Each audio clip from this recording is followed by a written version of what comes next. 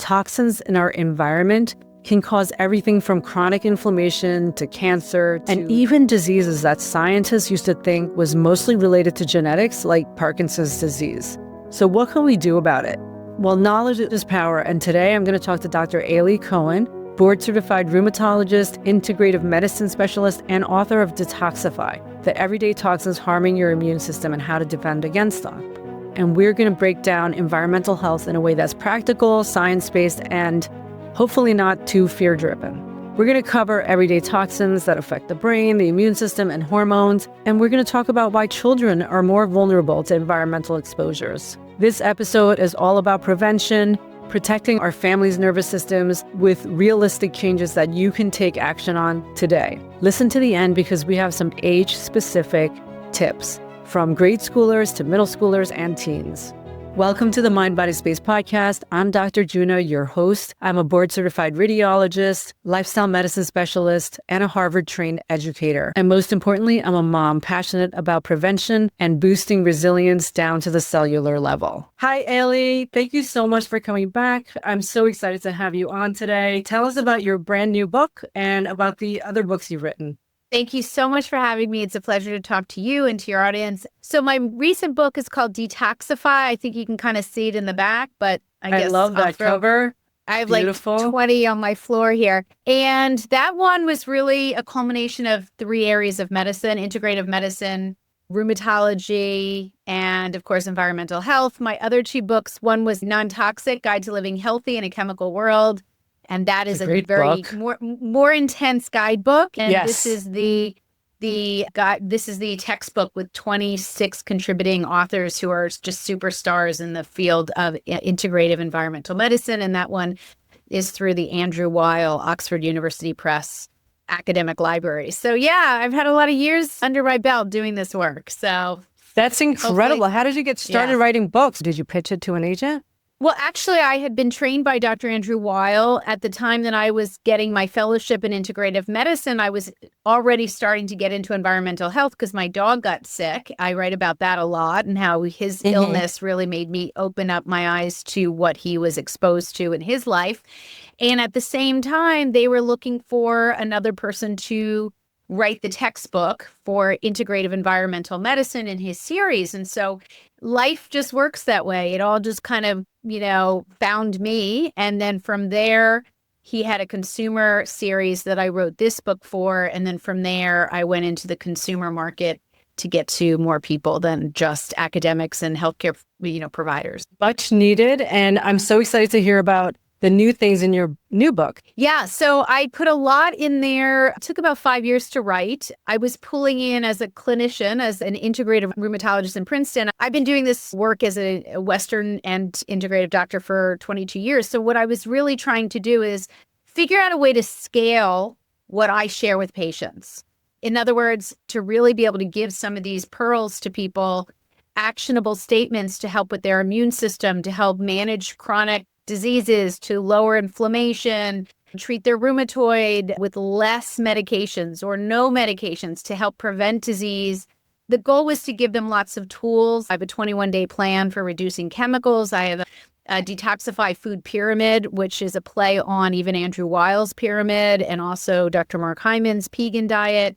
I have the 4 A's of environmental health navigation and really how very simply we can start to think about this issue and how to reduce exposure. So lots of useful, practical, why don't you share with us those 4 A's? Yeah. So the 4 A's are a way that I've put together for high school students and college and even other physicians. And it's really very simple. The first A is assess. You want to assess where you're starting from in this journey. I have a 50-question assessment. It's very based on everyday life. Do you dry clean your clothes? Do you look up your cosmetics and personal care products? It's not to judge. It's to kind of help you get a handle as to where you're starting from. Assess is really important because then you can do the work. The second A is avoid or swap. So that gets into what are our resources for looking up, cleaning products and personal care products. Where are the best resources that are vetted? Can we either reduce our exposures by changing, say, canned foods, for instance, for more fresh or frozen? Or what would we like to swap, and where are the resources to swap and get products that we like that are less toxic? The third A is add. Add is a really critical part of this conversation. You can take all the chemicals in the world away, but you have to add in certain things to the human body in order for it to work better, to detoxify, to make us healthier at even the cellular level. And that's which foods are really helpful for human health. Why are we missing out on so much nutrition in modern day times? And what can we do about that? Do we need supplements? If we do, how do we know they're good, bad, junk? What are we paying for? How about stress management, gut health? How does the gut play into the immune system? Lots of things to add that really keep us healthy. And then the last A is allow. And allow is really what I've discovered, including my colored hair and my kids on, lacrosse players that play on turf, that's toxic, whatever. It's life, it's travel, it's birthday cake. It's really understanding that it's a journey and that you don't have to go for perfection. You want to do as much as you can with the right tools and the right information. I got the assess, then I forget the second one. Avoid or swap. Oh, avoid or swap. And then it's add and allow. I'm so excited to have you on today because there is so much information out there and you're a real expert and a researcher in this. So it's really nice to know where to go to get the correct information. And obviously things are changing all the time, right? Our information is changing all the time. So I just want to add that Detoxify, the subtitle is Everyday Toxins, Harming Your Immune System and How to Defend Against Them. So in this book, you're really addressing, and I guess because the lemon is on the cover, that might be an ad. Along with many Whole Foods, probably. It's a refreshing take on the topic. It's a positive swing.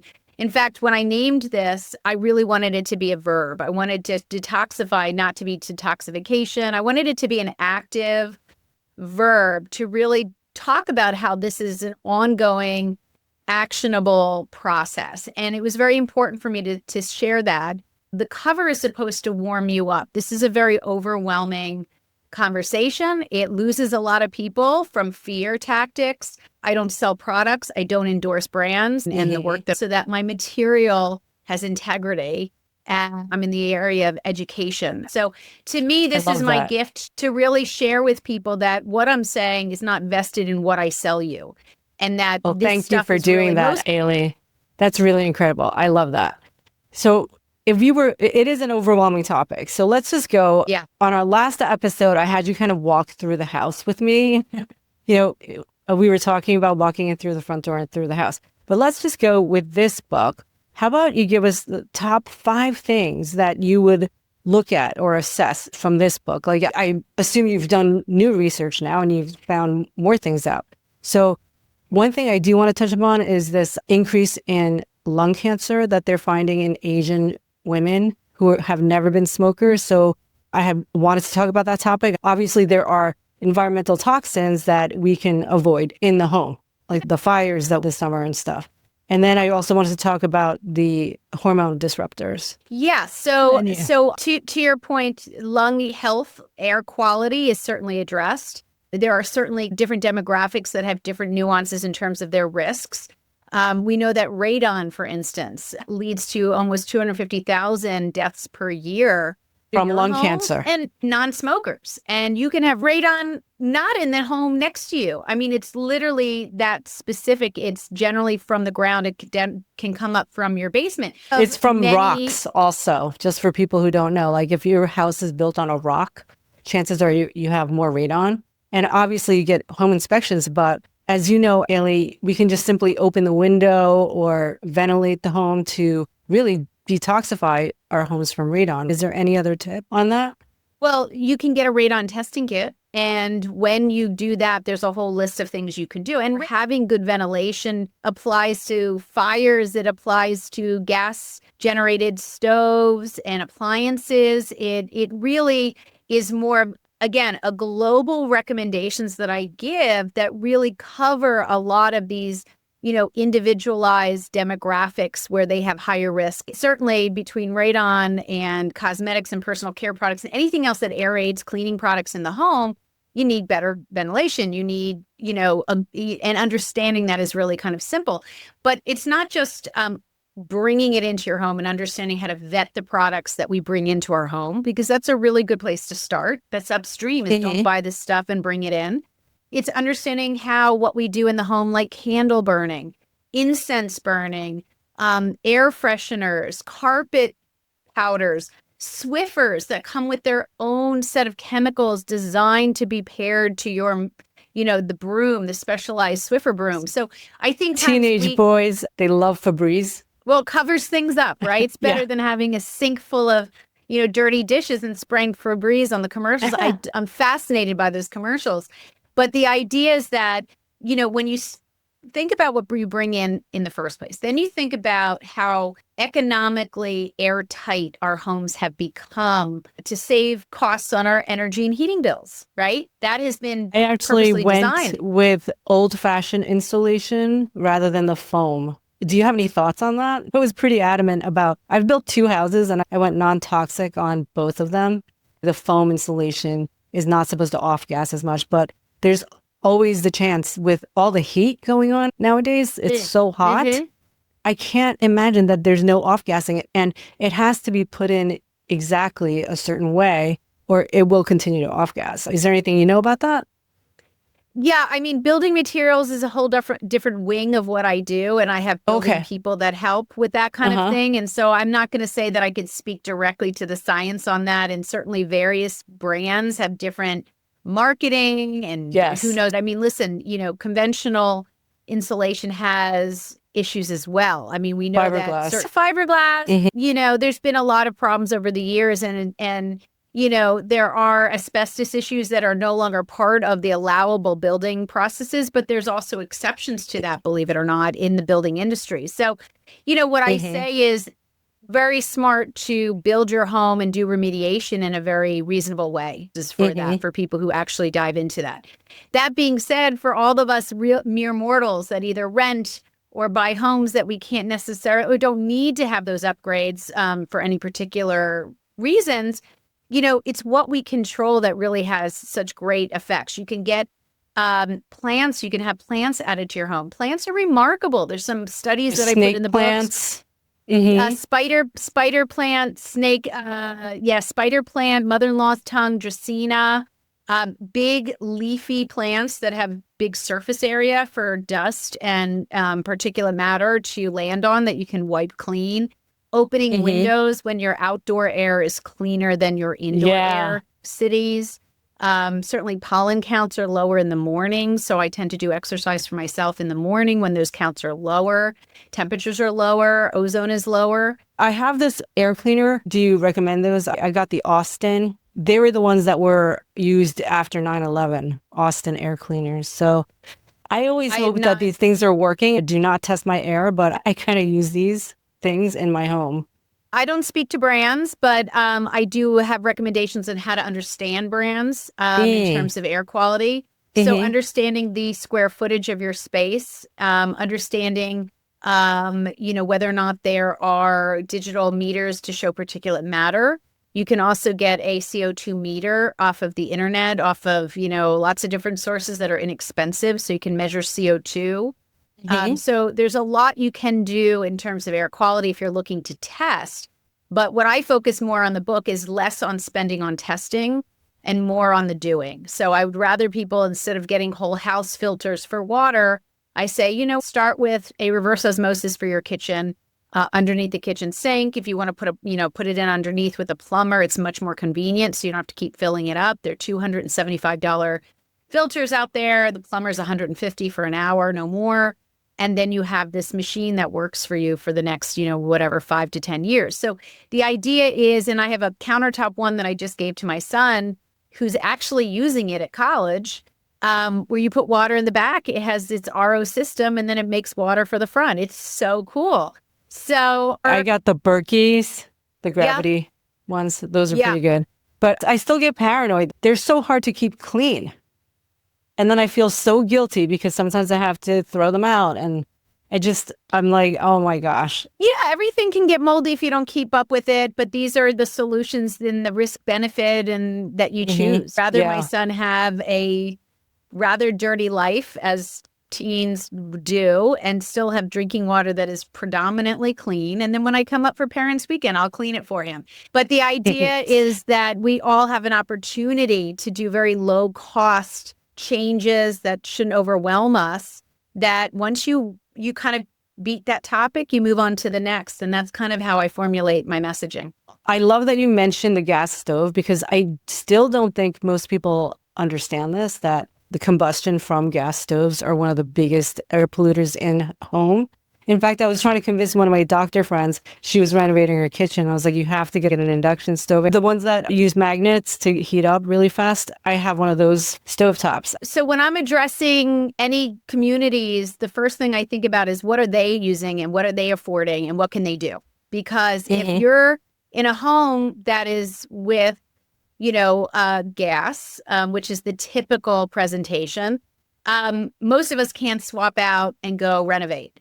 And I'm very my friend conscious happened of to that. be renovating. For sure. When you have an opportunity, like for instance, I sat on a toxic flame retardant couch for I think 8 years, knowing full well that it was pretty bad stuff, because it was $3,000 or something at the time to get a really good one. At that time, there was far less attention being paid to the health of your textiles and flame retardant chemicals.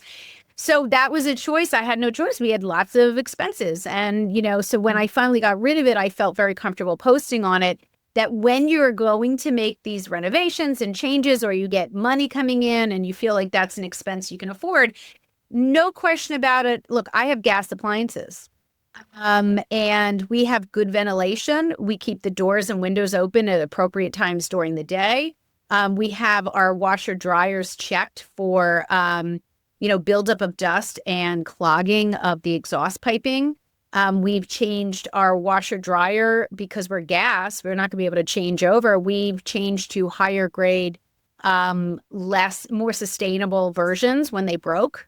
So there's even within the nuance of, oh, shoot, I've got gas. There's ways to make that livable and not freak out about it. When you're renovating, it's always a good opportunity to upgrade when you're renovating. That is for sure a good thing. I had gas for the longest time. I used to open the windows and have all the ventilation going and all that. So having said that, you gave that TEDx talk about how to talk to your children. I can't remember the exact title. Yeah, how to keep your kids healthy from toxins. Yes. And the punchline is that we should be trying to at least give our kids an idea of how to make their environments healthy, including personal care products, which they're big fans of. I have 2 teenagers, and I know for sure that they use a lot of different products. If you give them the tools, the vetted information, my high school students look up EWG Skin Deep database. When you give them the opportunity to control their choices, not only do they appreciate that because they're independent and they want to do their own stuff, but they're going to be making lasting changes that affect other things later in life. Should they choose to have children? Should they be, trying to reduce their risk of developing illnesses that, of course, are genetically tied, but also environmentally tied? So you're giving them the tools to really have a healthier future at the get-go once they know how and why it matters. I'm with you. And how do you approach the sort of sensitive topic of not trying to freak them out with things like cancer, which obviously is tied to environmental factors and toxins we put in our bodies, and then that whole letting go? I know the 4 A's help with that, but what would you say when would you start telling kids about it? I would say kindergarten, but what do you think? I've been doing a lot of research on who is most receptive. I've done a couple pilot projects in Princeton High School, and my understanding is that when they hit high school, 9th, 10th, 11th, 12th, when they're getting environmental sciences, they're learning about sustainability and climate. They're learning about when they're going through adolescence, they want to be cute and smell good and look pretty and attract the other person or whatever it is. That's a really wonderful window to get in with not so much fear, but education. So for instance, when I frame how to use, EMF, cell phone technology and computers, I say, keep your computer off your lap, which I see when I go into their high schools, because you're going to lower your sperm count. That is more intriguing to them. What about the phone in their front pocket next to their scrotum? Correct. Or girls putting their phones in their bras. I actually recently saw somebody with a phone in their bra, and I did say something to them. about the possible risk. Is the evidence changed or anything? Or are there possible links to breast cancer? Yeah, there's both benign and cancerous tumors being connected to the antenna that is in the phone and gets the most radiation. So a phone it has an antenna, which you can look up on your particular phone, and that connects with the cell phone tower and pulses about 90 pulses per second. So we know that there's no case that will fix this. There's no sticker. There's nothing that can really turn that messaging off from the antenna and create a block on that radiation other than turning, putting on airplane mode, which, by the way, you can still listen to your alarm through, because mine is always off next to my bed. Oh, that's good to know. Oh, for sure. Unless, look, I, had sick in-laws and we were worried that we'd get called in the middle of the night. Certainly you're not going to get those calls if you put on airplane mode. So you have to be conscious of that.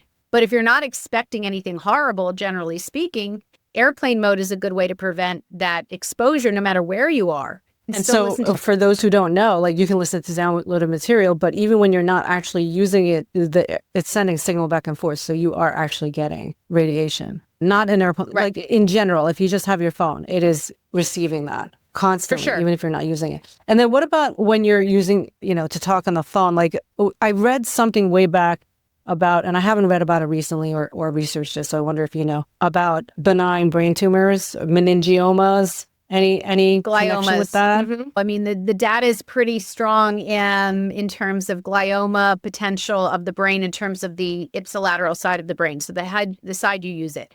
Gliomas aren't necessarily cancerous, but they certainly are tumors. There's also studies showing schwannomas, which is around the chest tissue in terms of the heart. And so we know that radiation, the simple answer to all of these risks is that distance is your friend. When it comes to radiation, the further radiation sources are from your body, be it a computer, be it a cell phone, whatever that might be, any kind of Wi-Fi, I would even argue, Bluetooth, I would ask people to sort of rethink Bluetooth, even though my kids don't listen to me. The distance component is really important, and that it's an exponential reduction in radiation, exponential, not just doubling, but multiples. Like drops. Yeah. Drops way down. So the idea that if you have a laptop and you can put it on a table is a huge win. If you have a cell phone and you can't necessarily put it on airplane mode, but you have no other place to put it in your back pocket where your tush is, because it's a little thicker for most of us than other places that are more sensitive, certainly not in your bra. And then when you're talking about AirPods, I mean, the studies are not really as strong as they should be because the money going into it is far less than we would like it to be from some of the big researchers that are doing this. But the idea is that, again, earpods are an antenna, and that you're bringing that closer to your brain. And when you're young, another issue is that adults have different skull components, than young people. So young people tend to have thinner skulls. There's more, fat content when it comes to children. As you get older, it changes. So there's more of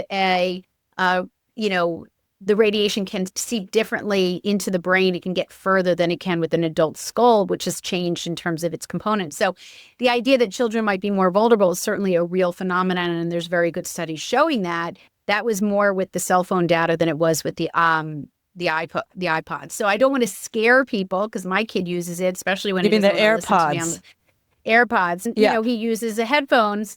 But the idea is that I'm really pushing him to not use them because I want to pick my battles. And when you're a mother of kids, you want to just pick your battles, or else they stop listening to you. And when they really need you, they don't want to talk to you. So, you could also show them the papers, and it doesn't have to be you. It could be coming from someone else. But like these wired ones, even. Yeah. You get radiation through these also. So the only ones I read about that you actually don't get anything are the air tubes, but they're so hard to find, and I don't even know what they sound like. I haven't tried that, but I just try to use no earphones at all if possible. And speaker, I can feel them heating up. Look, every single brand has its own risk. It has its own safety potential or not. I just tend to not use earphones myself. I use Bluetooth in the car, meaning that it's not in my ear. It's in the antenna of the car itself. So that to me seems very reasonable. Okay. So one more thing about tech. What about computers? Do you still believe in the blue light blocking glasses? Because there are a lot of these studies where the light into your eyes, especially at night, can increase your risk of certain cancers like prostate, breast cancer. There has been some correlation with that. That may be true. I'm not familiar with some studies that are using radiation through the eyes, connecting to certainly hormones are connected to our vision system, right? And I think it was more light in general, getting into the eyes, especially at night. Depends on disruption of circadian rhythms. Let me just say the light has to be a certain wavelength. So there's a distribution of different wavelengths that are considered more harmful or harmful, stimulating the system and then affecting circadian rhythm. So it's all tied together, just like you said. The issue that I have seen, and which intrigues me more as I'm getting older and my eyes might be failing me more, is that the question of whether rods and cones in our eyes, the anatomy of our eyes, are getting affected from the constant screen time, whether it's blue blocked or not, whether you're managing those ranges of light versus not. To me, between all of the light exposure that is very non-anthropologic, it's not natural light, there's going probably be more evidence down the line that we might be spending too much time and maybe hurting the actual structural components of the eyes. Now, I've talked to lots of ophthalmologists, and they said that the studies are in play. So we'll see what happens with some of that information. I don't know for sure, because we all use this technology. I mean, look at us and look at my phone ringing and all that. But I think it's just another reason for us to be conscious in modern day times that our bodies are anthropologically built, and that when we make all these changes, it may not be great for us, and we might want to just pull back a little bit, There's really cool settings on now modern day iPhones and computers. So newer versions actually have built-in settings that you can do without having to buy glasses. And you do that works. So you can put it on a sunset setting. Yeah, can't tell you I've third-party checked them for validity, but I will say that if they're promoting that, if it's part of their messaging, I do have a little sensor that I could probably test it. Came with my blue blocker glasses that actually had a little light that came with it to show you. Oh. Okay. I could probably do that. They're not hard to find online, but essentially that has become enough of an issue to be a selling point for products. And I think that that's something we can certainly look into in our phones and our computers for sure. All right, great. And just to wrap up, could you give us a talking point for kindergarten to third graders, then middle schoolers, and then high schoolers? I know you work with high schoolers the most. So again, appealing to young people, you have to know what they value, right? It's like really with anybody. If they value their looks, they're going to be listening to you and how you frame an issue around what matters to them. So I just talked to my kids' high school upper school assembly, which was really fun with my two boys actually were in the audience, loathing it, but actually enjoying it, I think, underneath it all. But the idea was I didn't want to overwhelm them with canned foods or, Febreze as much, or, I wanted them to understand how cologne works because they wear cologne and they really like cologne, and the girls, and how girls want a lot of products too, just like boys, and how, guess what? If you want a manicure, pedicure, why don't you consider a safer base coat? Because that's the one that touches your nails. And then maybe later on down the line, you'll work up to some kind of cleaner top coats. The idea is to not scare, not overwhelm, but appeal to what matters to them. Because to me, they don't have a real good idea of time. They don't believe they're invincible. So you got to kind of appeal to their almost immediate needs and wants. One last thing. What about for grade school students? What would you say to them if you were going to give them 3 tips today? Okay, 3 tips. I would say grade school. I would say look up your personal care products because they're starting really young.